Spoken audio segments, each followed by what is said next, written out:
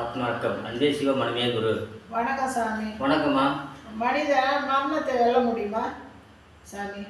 மரணத்தை வெல்ல முடியாது. ஒருபோதும் மரணத்தை வெல்ல முடியாது. ஏன்னா பிறப்பு ஒன்று,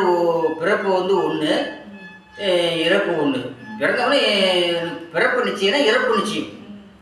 எல்லா உலகத்தில் உள்ள எல்லா 184 கோடி உயிரினம் ஜீவராசிகள் எல்லாருமே அதே தான். அப்போ யார் மரணத்தை வெல்ல முடியாதுன்னா அது அந்த 8-16ன்னு சொல்லிட்டு அந்த மார்க்கண்டேயன் இருந்தார். அவர் தான் சிவன் வரம் கொடுத்து அவர் 16 வயசில் உயிர் போகணும்னு சொல்லிட்டு ஒரு கதை அவருக்கு இருந்துச்சு.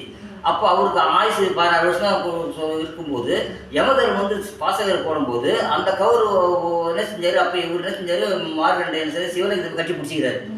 அப்போ அப்போ அது பாசகர் சிவலிங்க லிங்கத்தை மேலே உழுந்து போகுது. அப்போ நானே உனக்கு வரம் கொடுத்தேன் எல்லாரும் இது பண்ண சொல்லி எனக்கு பாசகர் போடுற சொல்லிட்டு சிவன் எட்டி உதைக்கிறார் யமனை. அப்போ அவங்களுக்கு மட்டும்தான் மாறுறது மட்டும்தான் அந்த இது கிடையாது. ஆனால் சராசரி மனுஷனுக்கெல்லாம் பிறப்புறனும் இறப்புன்னு நிச்சயம் உண்டு. கறந்த முளைப்பால் உட்போகா. ஒரு மாட்டு காம்பில் பால் கறந்தா உள்ளே வச்சு சொல்லிட்டு கடைந்த மோர் வெண்ணெயை உட்போகா. ஒரு மோரை எடுத்துட்டாக்க வெண்ணெய் தனியாக ஒன்றும் சேர்க்க முடியாது. உடைந்த சங்கு ஓசை உட்போகா. ஒரு சங்கு உடஞ்சி போச்சுன்னா அது ஓசை திருப்பி உள்ளே போகும். உடஞ்சி தான்.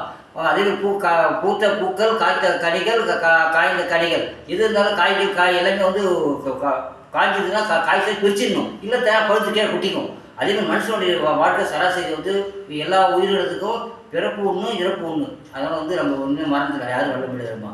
அதேமாரி பட்டினத்தார் அப்படி தான். அவங்களும் எவ்வளோ பெரிய வசதி அரசங்க. யாருமே அவங்களும் உண்டு, அவங்களும் மகான்கள், அவங்க உண்டு. சராசரி மனுஷன் உண்டு, அது வெல்ல முடியாதுமா. அப்போ அந்த விஷயம் குரு.